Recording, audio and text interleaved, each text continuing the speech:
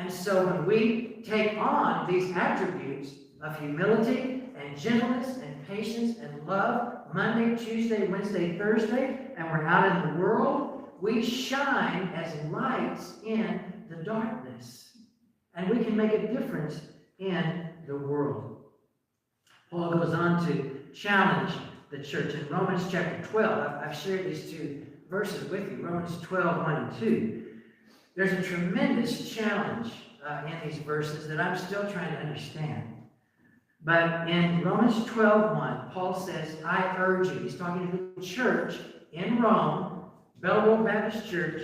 I urge you, brothers and sisters, in view of God's mercy, offer your bodies as a living sacrifice. A living sacrifice. A living sacrifice, holy and pleasing to God, which is your reasonable act of worship. And then verse 2, don't be conformed to this world. Don't be conformed to the pattern of this world, but be transformed by the renewing of your mind. Be transformed. And that's what being a Christian is. They knew about the sacrificial system, about offering sacrifices. The Romans did that. They offered animal sacrifices to their gods. But Paul says, be a living sacrifice.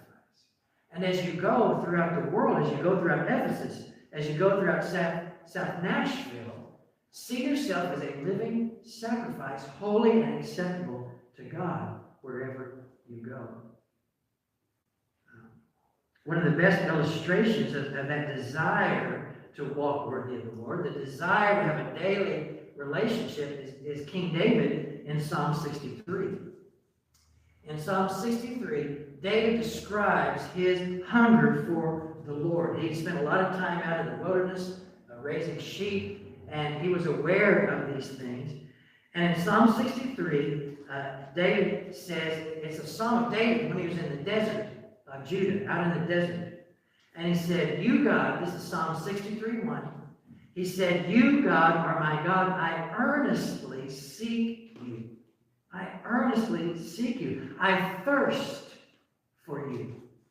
My whole being longs for you. In a dry and parched land where there's no water, I've seen you in the sanctuary. I beheld your power and glory, because your love is better than life. My lips will glorify you. I will praise your name. But that description that David had in the desert, he knew what hunger was. He knew what thirst